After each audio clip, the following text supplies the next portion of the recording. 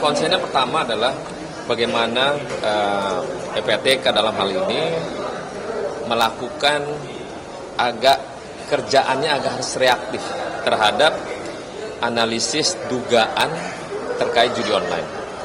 Yang pertama, kenapa mesti reaktif?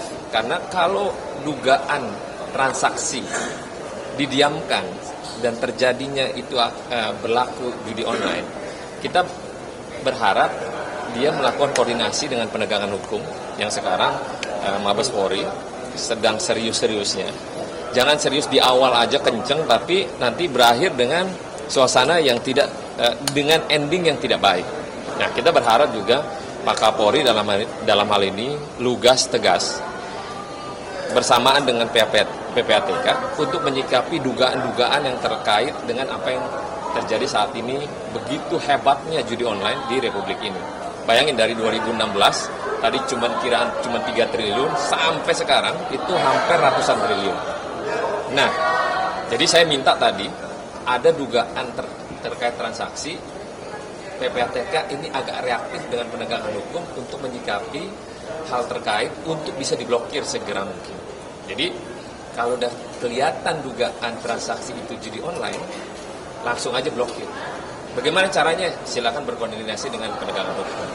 Dan kita berharap tahun depan apa yang dilakukan oleh PPATK dan Mabes Polri saat ini dalam proses penegakan hukum, tahun depan dia agak turun. Kita berharap dia turun, tidak lagi 400-an triliun, mungkin puluhan triliun. Tapi kalau hilang sebegitu cepat, itu impossible. Tapi kita berharap tahun depan transaksinya turun dan terus menurun. Kita berharap kembali ke 2016, paling cuma 2-3 triliun. Gitu. Tapi kalau menyikapi insiden yang terjadi di Komdigi, tadi ada laporan juga dari di Kementerian Komdigi pasti sebenarnya mungkin sudah tercium baunya. Cuman kan belum pada titik kebenaran apa yang dilakukan para mereka yang melindungi judi online. Dan kan sebelumnya kan kemarin selalu menyampaikan kepada publik, Kominfo, ini kita situsnya tutup 100.000 website. Ternyata website bukan judi online. Jadi semacam kayak framing, tapi bukan langsung judi online. Nah, kita berharap nanti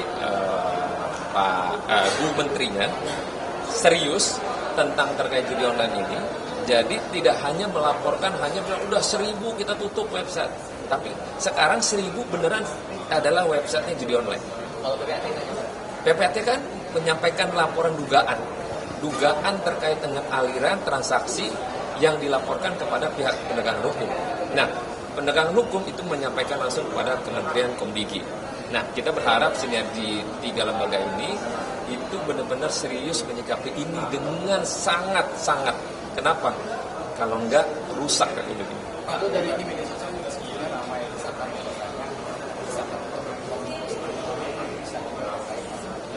karena adanya tersangka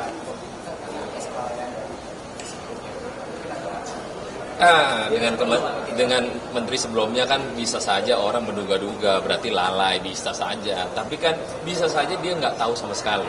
Kayak misalnya tadi, 1.000 penutupan website. Ternyata 1.000 ini bukan yang utama.